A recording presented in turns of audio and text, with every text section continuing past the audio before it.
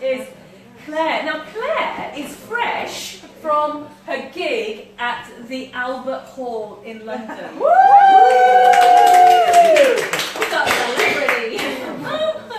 And then from the Phoenix in Exeter last night. So she's on her way from battling with students. She teaches English, so trying to get students their grades at school, and to a career in stand-up. So this woman can pen a poem faster than a tornado can whip a toupee in a storm. Please welcome Claire Hadfield. Thank you.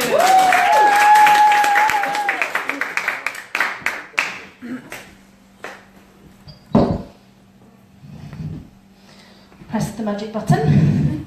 It's been a little while since that happened. As you might have guessed, I'm single. Been single on and off for quite a while, probably about 8 years. And coming to a night like this, it's a little bit like going to a first date. You know, you're not quite sure, especially a blind date, you know, or someone you've just chatted to online. You know, because people construct all kind of identities for themselves online, don't they? You know, like you think they've got a GSOH or whatever it might be, but actually, no.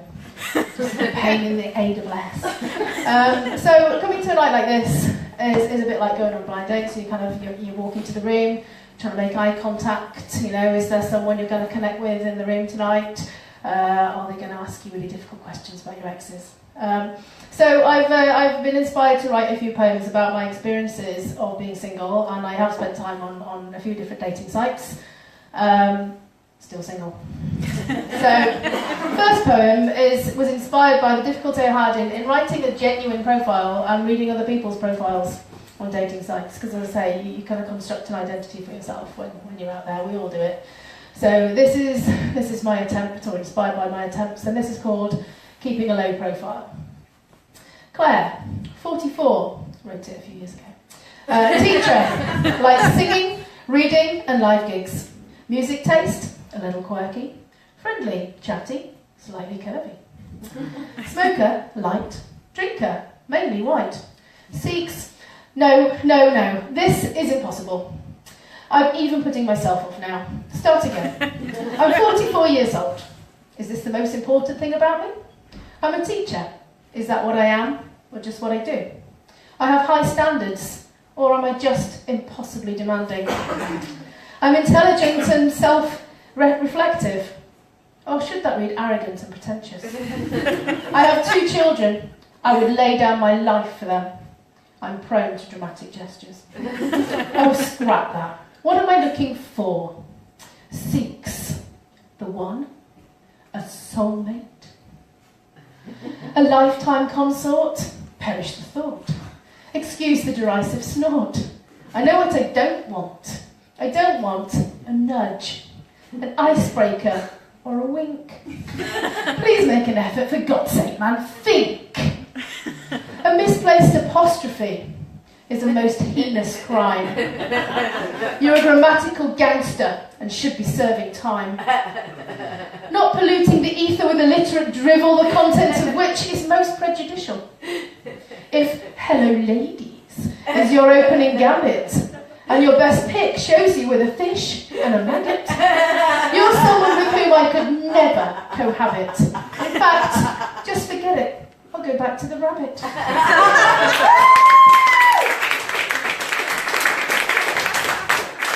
Thank you. So a little bit of an overshare there at the end, perhaps, but you know, we're putting it out there.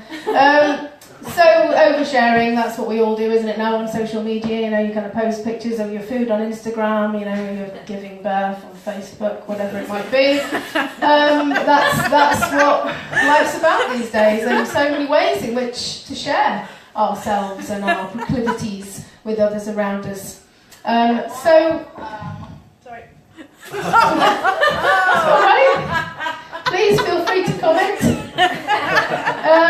So anyway, as I say, I've been single for a while. Obviously, I've had, you know, my fair share, well, probably more than my fair share, quite a few, failed relationships. And so this is a poem inspired by the ending of yet another of those disastrous encounters on mismatch.com. So this poem is in fact entitled Mismatch.com. And so it goes. Well, oops, now here I go again. Another one bites the dust. Love at 40-something, first it's boom and then it's bust. An all too familiar pattern, the template for our age. The surge of hope, soon flattened, disappointment turns to rage. Single, married, or divorced from the Orkneys to Kernow, each of us is struggling with more baggage than Heathrow. Is it A, been hurt before, or B, can't love enough? C, the classic commitment phobe, or D, all of the above? It's not your fault, I understand. You're just misunderstood. How about a stress reliever? I hear yoga's very good.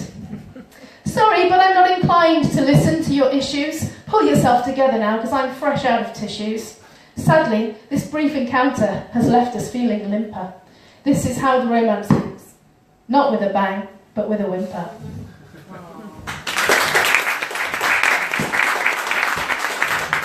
Thank you. I'm not going to talk about my love life all night, because, wouldn't really fill up the night. This keeps cutting out. It's really annoying. Sure. Keep going. Alright, I'll just keep going. That's what they all say. So, anyway. Exmouth. So we've heard quite a lot about Exmouth tonight and what a delightful location it is. So we've got a rows of camper vans along the seafront. We've got potentially some kind of lady of the night hanging out in a camper van on the seafront. But the thing that I really noticed arriving in Exmouth is...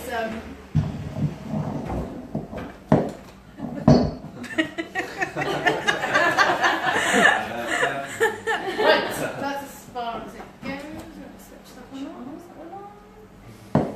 Yeah, go on. Yeah, so stay with me. The thing I really noticed about on arriving in Exmouth is the massive amount of seagulls. I mean, we've always had seagulls, haven't we, in seaside towns? But now, seagulls are absolutely fucking everywhere, aren't they? Absolutely everywhere. They're taking over the world. Seagulls are the thugs of the avian world, aren't they? They are. They're really aggressive little fuckers. They really are. So they walk down the street like they're a freaking gangster. Like, oh, I'm having a treat. They want seagulls. Right? They can spot a vulnerable hot dog from half a mile in the fucking air, and then they're on it. That's mine. I'm having it. You're not having it. So, seagulls are the subject of my next poem. They inspired me to poetry. I waxed lyrical over seagulls, and on this theme of seagulls as gangsters. So this poem is called Initiation, right? Your way of life is threatened by coming here in droves, encroaching on your neighbourhood from coastal town to peaceful cove. A steady trickle, then a flood, a slow and sure migration. A horror most Hitchcockian, it's an avian invasion. The EU fishing quotas mean our diet's not nutritious, so now we're forced to hunt down food with tactics most capricious. Far from home on concrete streets, we mainly feast on junk, discarded fries and pizza crusts with a side order of gunk. But there are some consequences to this city-bound migration. No such thing as a free lunch, got to pass the urban initiation. Take the challenge, level up, a structured escalation, from simple bin bag ripping to full-on defecation. Want to join the gull gang? Are you a gannet with ambition? A cormorant with form, or kittiwake with ammunition? Can you get nasty with a pasty? Snatch a burger from inside a bun? Is your beak more deadly than a freshly sawn shotgun?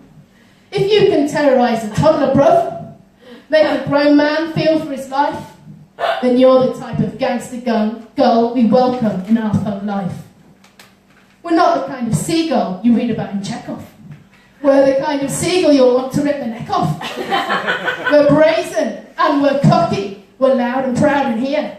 You can't give us an Asbo, and we won't just disappear.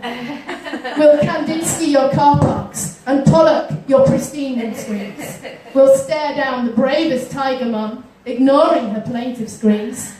Good luck with getting rid of us. We're in your town to stay.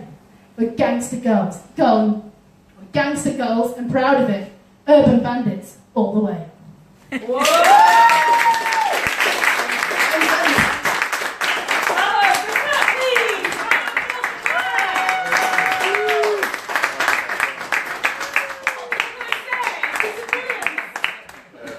Piece of brilliance. Claire was a big poetry writer, but she came because she wanted to put some stand-up in between her poetry. And her stand-up is as brilliant as her poetry. I mean, it sort of speaks for itself without me adding to it. And the show and tell, which was working on the seagull,